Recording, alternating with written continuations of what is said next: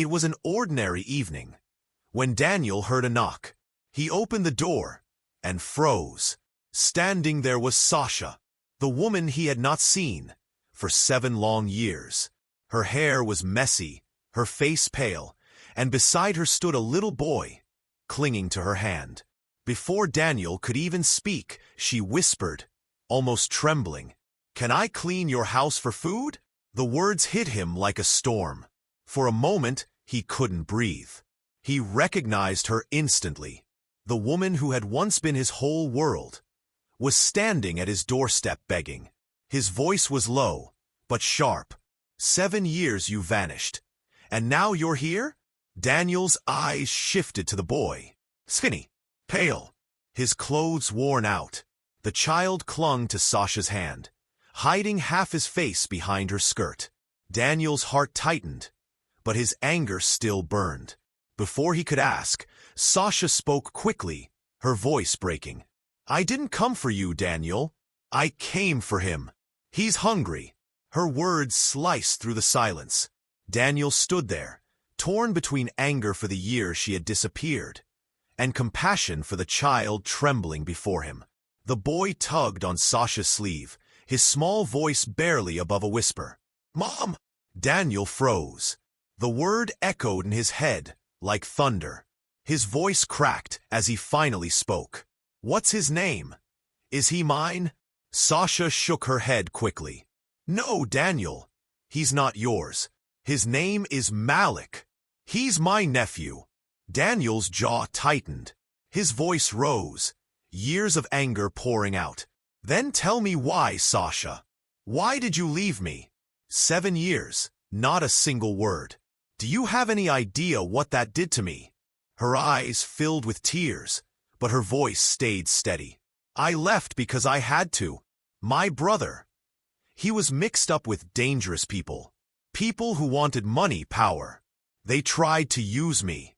And when they found out about you," she paused, looking straight into Daniel's eyes, "they said if I didn't walk away, they would kill you."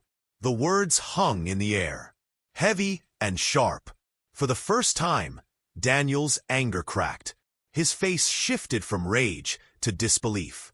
"All this time, you disappeared because you were protecting me?" Sasha nodded, her hand trembling as she held Malik closer. "Yes, I had no choice." Daniel staggered back a step, his voice almost a whisper. "They would have killed me?" Sasha lowered her eyes, her voice trembling but steady enough to cut through the silence. "My brother thought he could use me against you. He wanted me to get close to you, to learn things, to bring him whatever he asked. But I refused, Daniel. I would never betray you." Her fingers tightened around Malik's shoulder. "And that's when the threats started. They told me, if I didn't disappear, if I didn't leave you, they'd end your life. I couldn't let that happen. So I vanished." Daniel's chest rose and fell, his anger slowly replaced with something heavier, guilt. Sasha continued, her voice breaking. "My brother didn't last long. His choices caught up with him. One night, I found Malik starving, hiding in an abandoned shed. He was only a baby, Daniel. Alone. Afraid. I couldn't walk away. I took him in, and from that day on, he became mine." Daniel's eyes softened as he looked at her. This woman who had carried so much, who had sacrificed everything. For him, for the child standing beside her. For the first time, he saw not just the pain in her, but the strength. His voice dropped to a whisper. "All this time, you were protecting me." For a long moment, Daniel just stood there at the doorway. Then, with a heavy sigh, he stepped aside. "Come in," he muttered. Sasha hesitated, but she guided Malik inside. The boy's wide eyes darted around the grand hall of Daniel's home. He had probably never seen anything like it. Daniel brought out food and placed it on the table. Sasha didn't wait for pride or permission. She and Malik ate like they hadn't touched a proper meal in days. Every bite, every sip of water, was desperate. Daniel sat across from them, silent. His fists were clenched, but not from anger anymore. Watching them, he felt a storm rising inside him. 7 years lost. 7 years of hating her, cursing her name, believing she had abandoned him. And now, he saw the truth written in her eyes. Anger burned, yes, but beneath it was guilt. Guilt for misjudging her. Guilt for never knowing the battles she fought alone.